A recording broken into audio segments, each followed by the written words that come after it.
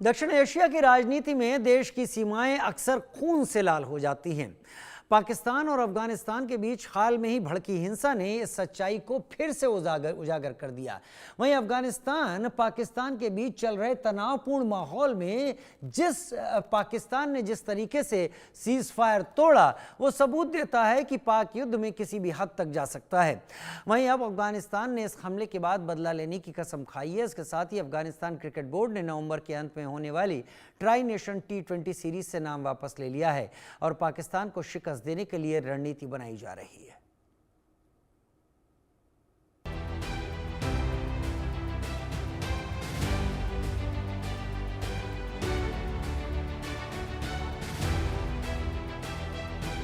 पाकिस्तान अफगानिस्तान के बीच चल रही तनातनी ने अब विध्वंसक रूप ले लिया है। हाल ही में पाकिस्तान और अफगानिस्तान के बीच भीषण लड़ाई के बाद दोनों देशों ने 48 घंटे के युद्ध विराम पर सहमति जताई थी, लेकिन कुछ ही घंटे बाद पाकिस्तान ने पक्तिका प्रांत में एयर स्ट्राइक कर दी। इन हमलों में उर्गन और बर्मल जिलों के कई घरों को निशाना बनाया गया। ये इलाका दोनों देशों की बॉर्डर ड्यूरन लाइन के पास है। पाकिस्तान के हमले में अफगानिस्तान के 3 क्लब क्रिकेटर्स की मौत हो गई, जबकि 14 अफगानी नागरिक मारे गए हैं। इसके अलावा 16 लोग घायल भी हैं। पाकिस्तान ने जिस तरह से सीज फायर तोड़ा, वो सबूत देता है कि पाक युद्ध में किसी भी हद तक जा सकता है।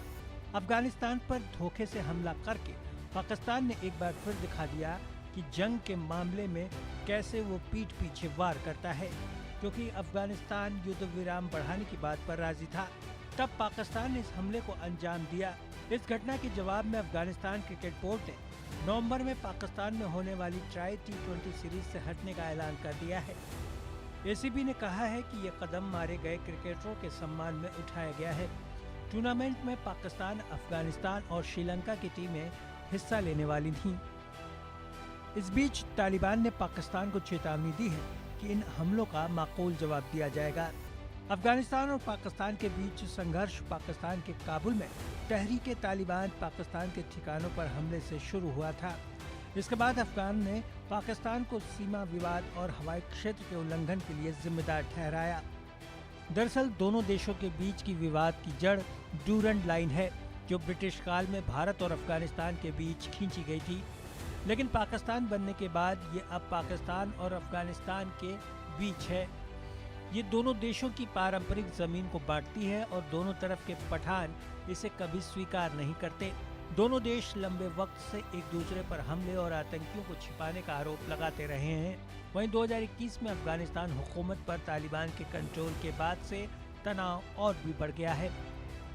इस बीच अमेरिकी राष्ट्रपति डोनाल्ड ट्रंप, जो अब तक 8 युद्धों को हल करने का दावा कर चुके हैं, अब एक और युद्ध रोकने की कामयाबी अपने नाम करने की कोशिश कर रहे हैं। पाकिस्तान और अफगानिस्तान के बीच बढ़ते तनाव पर डोनाल्ड ट्रंप का रिएक्शन सामने आया। उन्होंने कहा, Well, you know, we resolved 8 others. It's funny how people say that. If you get this one, every time I do one, they forget about that one. I solved 8 wars. Go to Rwanda and the Congo. Talk about India and Pakistan. Look at Thailand. Look at all of the wars that we solved. And every time I solve one, they say, if you solve the next one, you're going to get the Nobel Prize. I didn't get a Nobel Prize. Somebody got it who's a very nice woman. Very nice. I don't know who she is, but she was very generous. So I don't care about all that stuff. I just care about saving lives. Pakistan और अफगानिस्तान के बीच दोहा में बातचीत होने वाली है। हालांकि पाकिस्तान की हरकतें बता रही कि वो शांति नहीं चाहता। इसके अलावा उसे अफगानिस्तान के विजयी इतिहास और संघर्ष को भी वो दरकिनार कर रहा है। अफगानिस्तान वो देश है जहां से विश्व की तमाम ताकतें मुंह की खाकर लौट गईं। अफगानिस्तान एक ऐसा देश है जहां बड़ी बड़ी महाशक्तियों के पांव उखड़ गए। वहीं पाकिस्तान एक बार फिर अफगानिस्तान से दुश्मनी बढ़ाकर बड़ी गलती कर रहा है। युद्ध विराम बढ़ने के बाद भी उसने अफगानिस्तान पर एयर स्ट्राइक की, जिसके बाद अब तालिबान बदला लेने पर उतरा तो पाकिस्तान में सिर्फ बर्बादी ही बर्बादी नजर आएगी। Bureau report, India news. तो अफगानिस्तान और पाकिस्तान में जो कुछ भी चल रहा है, जिस तरीके से भी अभी हालात हैं उस पर बातें तो बहुत हो रही हैं, लेकिन ज़मीन पर क्या हो रहा है हम आपको ग्राफिक्स के ज़रिए भी चीज़ें समझा देते हैं कि क्या कुछ हो रहा है। खबर क्या है, पाकिस्तान ने अफगानिस्तान पर एयर स्ट्राइक कर दी, पख्तिका प्रांत में एयर स्ट्राइक की। दोनों देशों ने 48 घंटे के युद्ध विराम पर सहमति जताई थी और इस युद्ध विराम पर सहमति पाकिस्तान ने कुछ घंटों बाद ही अफगानिस्तान पर हमला कर दिया, जिसमें क्रिकेट के खिलाड़ी मारे गए। उर्गुन और बरमल जिलों के बीच कई घरों को निशाना बनाया गया। अब पाकिस्तान इसकी वजह कुछ भी बताए। 3 क्रिकेटर्स की मौत हुई, 14 आम अफगानी भी इस दौरान मारे गए। पाकिस्तान क्यों ऐसा कर रहा है समझेंगे। पाकिस्तान के हमले में 16 से ज्यादा लोग घायल हुए हैं। यह दूसरा हमला है, यह पहला नहीं है, इससे पहले भी एक हो चुका है। हमले के जवाब में अफगानिस्तान क्रिकेट बोर्ड ने ऐलान किया कि वो ट्राई सीरीज से हट रहा है। नवंबर में पाकिस्तान में होने वाली ट्राई T20 सीरीज से वो हट गया है। टूर्नामेंट में पाकिस्तान, अफगानिस्तान और श्रीलंका की टीमें हिस्सा लेने वाली थी। यानी भारत के बाद पाकिस्तान ने एक और दुश्मन तैयार कर लिया है। पाकिस्तान ने अफगानिस्तान पर यह एयर स्ट्राइक यहां पर की है। तो ये जानकारी वो है जो कि फिलहाल दोनों देशों के बीच में विवाद की जड़ क्या है, डूरंड रेखा, डूरंड लाइन। अब डूरंड लाइन किसने बनाई थी? सर डूरंड ने 1893 में, अब्दुर्रहमान खान वहां के शासक होते थे, उन्होंने मिलकर लाइन खींची, लेकिन अफगानिस्तान ने कभी नहीं माना। भारत से अलग होने के बाद यह बॉर्डर पाकिस्तान अफगानिस्तान के बीच आया। ये दोनों देशों की एक पारंपरिक जमीन को बांटती है, लेकिन लोग नहीं मानते। पख्तून कहते हैं इलाका है ही नहीं बंटवारे का, हमारा हिस्सा उधर भी है और वो पूरा हम पख्तूनों का है। दोनों देश एक दूसरे पर हमले और आतंकियों को छिपाने का आरोप लगाते हैं। पाकिस्तान तो स्थापित रूप से टेररिस्ट को पालता है, लेकिन पाकिस्तान जो करता है सोचता है दूसरे भी वही कर रहे हैं और वही पाकिस्तान थोपने की कोशिश करता है, जिसके बाद ये स्थिति हुई। हमने सर्वे किया लोगों से, हमने लोगों से सवाल पूछे। हमने पहला सवाल जो पूछा वो अब आपके सामने हम रख देते हैं। पहला सवाल हमने लोगों से पूछा, अफगान क्रिकेटर समेत नागरिकों पर पाक सेना के स्ट्राइक को आप कैसे देखते हैं? पाक सेना का कायरतापूर्ण रवैया, अफगान भारत दोस्ती से बौखलाहट या कह नहीं सकते? तो लोगों ने क्या जवाब दिए वो भी यहां देख लेते हैं। 38% ने कहा पाकिस्तानी सेना का कायरतापूर्ण रवैया, यह ज्यादा हो सकता था, कायरी है। अफगान भारत दोस्ती से बौखलाहट 47%, यानी हमारा अफगान था, हम थे अफगान के सिपहसालार, वो भारत के नजदीक कैसे। 15% ने कुछ भी नहीं कहा। दोनों चीजें मिलाकर कहती हैं कि पाकिस्तान एक कायर मुल्क है। अफगानिस्तान, क्या पाकिस्तान अफगानिस्तान तनाव व्यापक क्षेत्रीय अस्थिरता का रूप लेने वाला है? तो यहां पर हां नहीं कह नहीं सकते में अगर हम बात करते हैं तो वो भी हम रख देते हैं आपके सामने। 72% लोग कहते हैं हां ऐसा हो सकता है, 21% लोग कहते हैं कि नहीं ऐसा नहीं होगा, 7% कह नहीं सकते की बात को यहां पर बोल रहे हैं। अगला सवाल हम रख देते हैं, क्या अंतर्राष्ट्रीय समुदाय को पाकिस्तान के खिलाफ सख्त एक्शन लेने का वक्त आ चुका है? इंटरनेशनल कम्युनिटी, सभी लोग हाँ नहीं कह नहीं सकते में, इसमें भी हमने लोगों से सवाल पूछे, लोगों ने क्या जवाब दिए चलिए वो देख लेते हैं।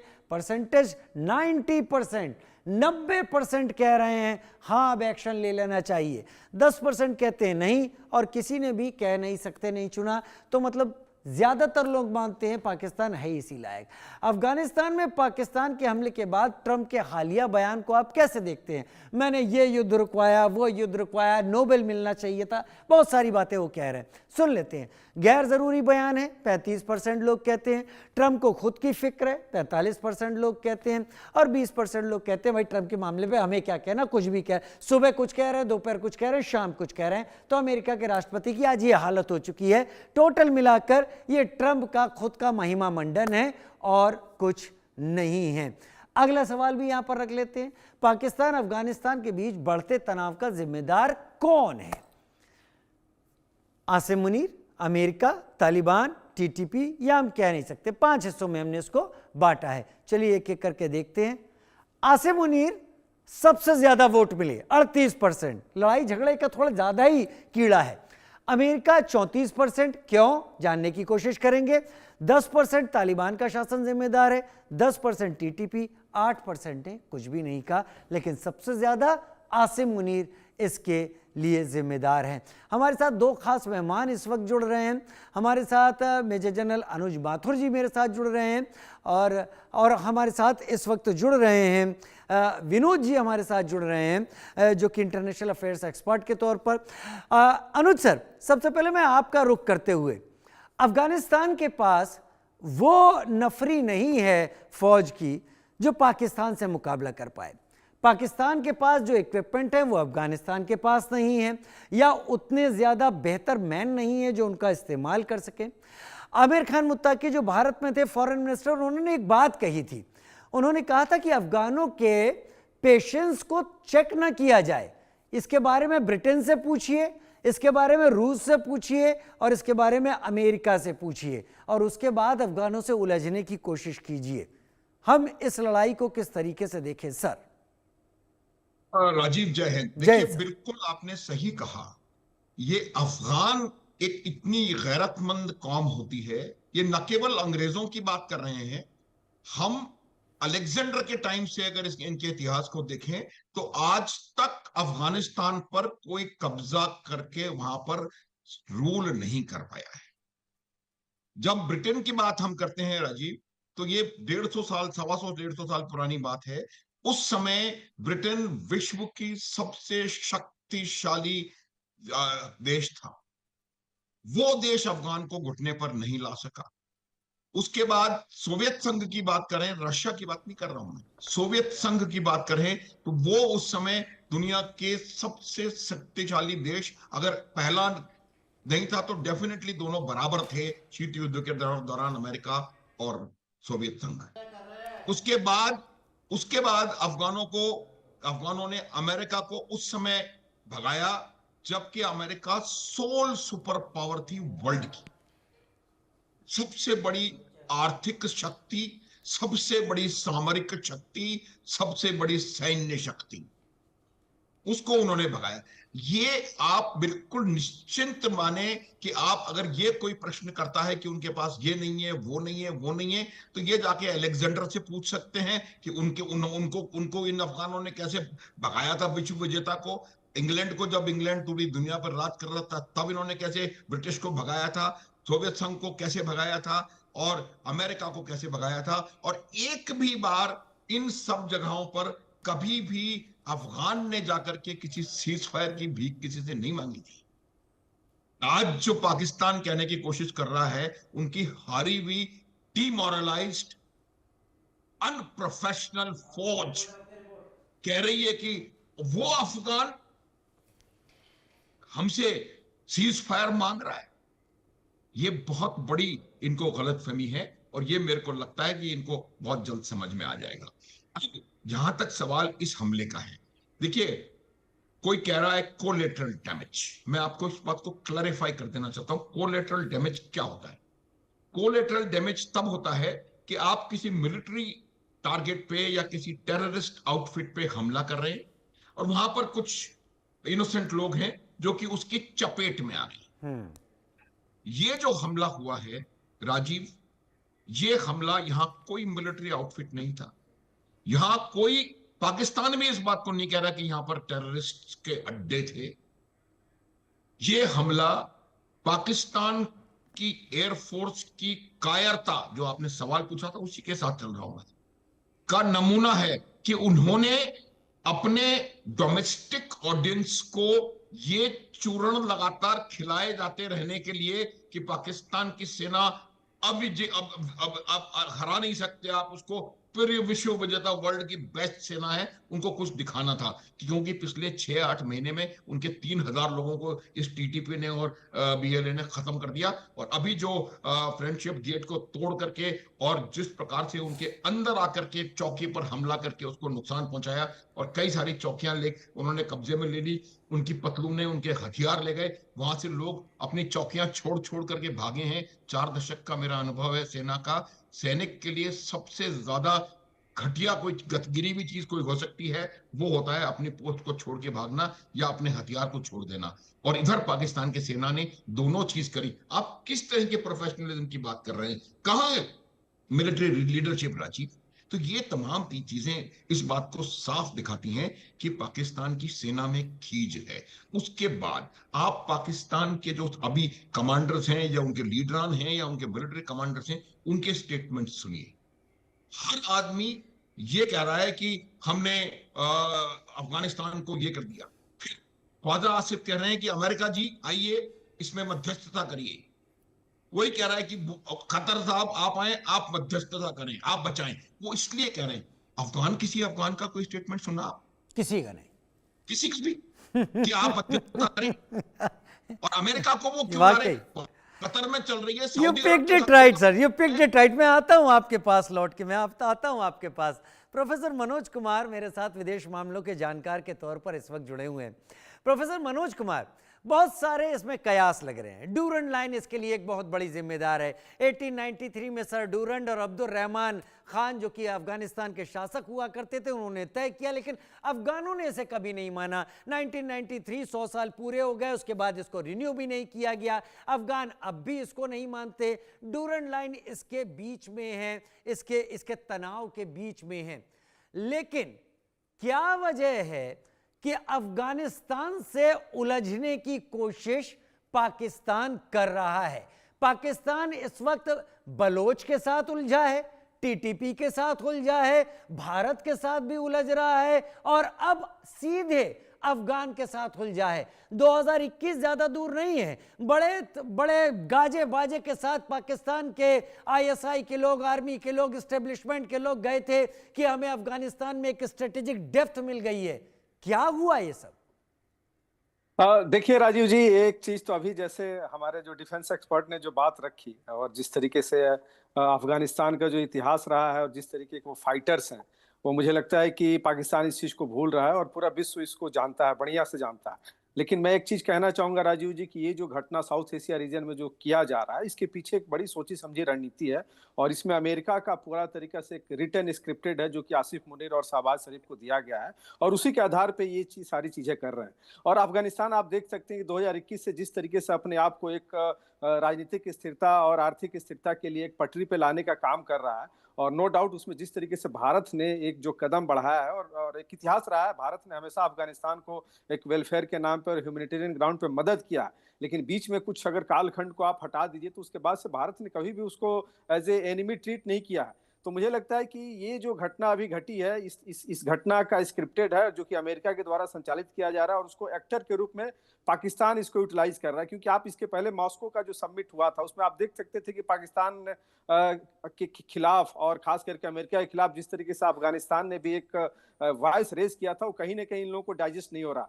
दूसरी बात आप देख सकते हैं कि आज पूरे वर्ल्ड का हर क्षेत्र में कन्फ्लिक्ट्स हो रहा है और ये सारा कन्फ्लिक्ट के पीछे अगर आप देख लीजिए तो आप उसमें देखेंगे तो अगर हम कंपैरेटिव स्टडीज करें और डीप स्टडीज करें तो अमेरिका का इंटरेस्ट उसमें दिखता है। अब रही बात इधर की इस एरिया में जिस तरीके से अफगानिस्तान और भारत करीब होते जा रहे हैं और आप देख सकते हैं कि जैसे रसिया भी जिस तरीके से और खास करके चाइना का जो एक ट्राइंगल भारत के साथ जो बन रहा है, इन सब सारी चीजों को देखते हुए, क्योंकि हम लोगों ने पहले भी बहुत सारे डिबेट कर रखे हैं कि पाकिस्तान और अफगानिस्तान का जो जियो लोकेशन है वर्ल्ड के स्ट्रेटेजी के हिसाब से बहुत ही इंपॉर्टेंट है और उसी को आधार बना के, सुरक्षा के आधार बना के पाकिस्तान उस पर अटैक कर रहा है। क्योंकि आप एक इस चीज को हमें नहीं भूलना चाहिए कि पाकिस्तान को लगता है कि इस्लाम के नाम पे हम विश्व के जितने मुस्लिम देश है सबको एक साथ इकट्ठा कर लेंगे और टेररिज्म का सप्लाई करेंगे। तो मैं एक चीज कहना चाहूंगा कि आज इस बदलती हुई परिवेश में जिस तरीके से हर लोग अवेयर हो रहा है, सूचना सबको मिल रही है, सब एक शांति व्यवस्था कायम करना चाहता है, राजनीतिक स्थिरता लाना चाहता है, उसमें पाकिस्तान और खास करके जो वहाँ के आर्मी जनरल हैं, ये दोनों अपनी सत्ता को बचाने के लिए इस एरिया को एक तरीके से युद्ध के तरफ लेके जाना चाह रहे हैं। और नो डाउट अभी आपने जैसे कहा कि अमेरिका को इनवाइट किया जा रहा है, तो इसका मतलब क्या है कि आप अमेरिका को ला के वहां बैठा के चाइना को कंटेन करना चाहते हैं, क्योंकि चाइना ऑलरेडी पाकिस्तान में बैठा हुआ और ये कहीं ना कहीं ये उस स्ट्रेटजी का पार्ट है कि हम किस तरीके से अमेरिका को यहाँ पे इंटरवेन कराएं। और उसी के तहत आज जिस तरीके से इनोसेंट 14 लोगों को जो पाकिस्तान ने जो एयर अटैक किया है और जिस एरिया पे ये आक्रमण किया गया वहां पे टीटीपी के कोई लड़ाके नहीं थे। तो मुझे लगता है कि ये कहीं ना कहीं वहां की इस घटनाओं को और आगे बढ़ाएगा। और आपने जो 3 सर्वे दिखाए हैं, वो सर्वे इस चीज को दिखा रहे हैं कि बिल्कुल ये सही है और पाकिस्तान का अपना वेस्टेड इंटरेस्ट है और अपनी कुर्सी को बचाने के लिए, वो चाहे जनरल शहबाज शरीफ हो और मुनीर हो, ये दोनों मिल के पाकिस्तान को एक पॉलिटिकल इंस्टेबिलिटी की तरफ लेके जाना चाह रहे हैं। क्योंकि वहां सिविल सोसाइटी में जिस तरीके से इन दोनों के प्रति जो एक रोष पैदा हो रहा है, जिस तरीके से लोग रोड पे निकल के आ रहे हैं, जो फंडामेंटलिज्म वहां पे जिस तरीके से बढ़ रहा है, इसीलिए ये लोग चाहते हैं कि इस एरिया में अशांति पैदा हो। और ऑब्वियस है कि इनकी क्षमता नहीं है, ये लोग अफगानिस्तान से डायरेक्ट फाइट नहीं कर सकते हैं। ऑब्वियस है कि इनको अमेरिका को लाना पड़ेगा। और हम सब जानते हैं कि अमेरिका शांति की बात करता है, लेकिन आप देखिए शांति तभी होता है जब वो आके लेकिन सर अमेरिका के राष्ट्रपति सुबह क्या कह रहे हैं, नाश्ते के वक्त, दोपहर के लंच में क्या कह रहे हैं, शाम की टी में क्या कह रहे हैं और रात के डिनर में क्या कह रहे हैं, कुछ नहीं पता होता वो कहां जा रहे हैं। नोबेल के लिए बहुत परेशान थे, वो भी हाथ से निकल गया और अब खींच ज्यादा है। लेकिन मेजर जनरल अनुज माथुर, मैं इस सवाल को कुछ दिनों से मथ रहा हूं, मैंने और भी कुछ एक्सपर्ट के सामने इस सवाल को रखा है, आपके सामने भी रख लेता हूं आपके अनुभव को देखते हुए। ये पूरी कवायद पिछले कुछ दिनों में अगर हम देखें तो पाकिस्तान ने अमेरिका को इनविटेशन दिया बलूचिस्तान में आके बैठने का, जिससे वो वहां से ईरान को कंटेन कर सके। पाकिस्तान ने अमेरिका को और एक्सेस देने की कोशिश की, लेकिन अमेरिका को उसके अलावा एक्सेस बगराम एयरबेस की चाहिए थी, जिसके लिए तालिबान ने साफ मना कर दिया। क्या वो जो खींच है वो ही इसके पीछे है कि अमेरिका ने पाकिस्तान को कहा है कि तुम इस तरीके के अटैक से अफगानिस्तान को प्रेशर में लाओ जिससे बगराम एयरबेस हमारे हाथ आ जाए? क्या ये पॉसिबिलिटी हो सकती है? राजीव, पॉसिबिलिटी नहीं, रियलिटी है। ये पॉसिबिलिटी नहीं है, रियलिटी है। देखिए, मैं आपको एक बात बताऊं, वही मैं कहने का प्रयास कर रहा था। आज से कुछ महीने पहले तक किसी भी पाकिस्तानी ने पिछले 4 वर्षों में यह नहीं कहा कि तालिबान हमारा दुश्मन है। किसी भी पाकिस्तान के लीडर ने, मुल्ला मुनीर उसमें शामिल हैं, किसी भी पाकिस्तान के लीडर ने यह नहीं कहा कि हमारे काबुल के साथ कोई रिश्ते नहीं है। अचानक से कोई वजह नहीं है। ये टीटीपी आज नहीं, टीटीपी पिछले 4 साल से उन पे हमले कर रही है। इससे कहीं ज्यादा खतरनाक हमले पेशावर का स्कूल हो या कोई भी चीज कहीं भी हो, खतरनाक हमले पहले हो चुके हैं।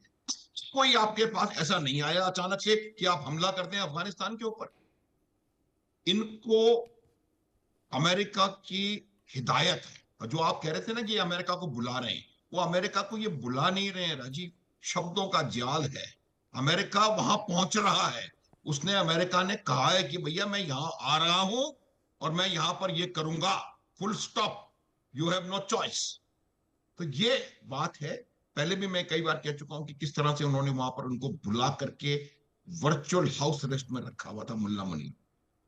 तो ये बात बिल्कुल क्लियर है कि ये जो अब हमले हुए हैं बिना वजह से, कोई प्रोवोकेशन नहीं है। आप मुझे बताएं क्या हुआ था, किस बात का प्रोवोकेशन है? 10 लोग मारे गए एक टीटीपी के हमले में। उसके पहले जब 70 हो रहे थे तब आपने कुछ नहीं किया। जब आपकी ट्रेन अगवा हो गई थी तब आपने कुछ नहीं किया। जब आपके पास इतने ज्यादा स्कूलों पे हमले हो गए थे तब आपने कुछ नहीं किया। अचानक से 10 लोगों के मरने से आपने एयर स्ट्राइक कर। उसकी वजह सिर्फ एक है राजीव, कोई माने या ना माने, इस एयर स्ट्राइक का हुक्म पेंटागन से आया है। राइट। और इस हुक्म के चलते एयर स्ट्राइक की गई है। काबुल पे की गई है, जलालाबाद में की गई है, और अब वो डूरंड लाइन के साथ साथ वो एयर स्ट्राइक्स कर रहे हैं। इनकी आप मुझे बताएं कि कैसे कोई एयर स्ट्राइक ऐसे देश के खिलाफ जिसके पास ना तो एयरफोर्स है ना कोई क्रेडिबल एयर डिफेंस सिस्टम है, उनके खिलाफ उनका इतना गलत निशाना हो जाए कि जो नियरेस्ट आर्मी यूनिट है या नियरेस्ट टेररिस्ट आउटफिट है उससे 100 किलोमीटर दूर जाकर के आप बम गिरा दें और क्रिकेट के खिलाड़ियों को मार दें। ये सब स्क्रिप्टेड है, स्क्रिप्टेड। मेरे पास समय कम है, लेकिन आपके शब्दों को यहीं पर कोट अंडर कोट करता हूं, स्क्रिप्टेड है और ये पाकिस्तान हक अदा कर रहा है उस पैसे का जो शायद उसे मिला हो, एक तरीके से अपने बिकने की कीमत अदा कर रहा है। बहुत धन्यवाद मेरे साथ प्रोफेसर मनोज कुमार आपका और मेजर जनरल अंजुम माथुर हमारे साथ समय निकालने के लिए, आपका जुड़ने के लिए। छोटा सा ब्रेक, जल्द हाजिर होते हैं।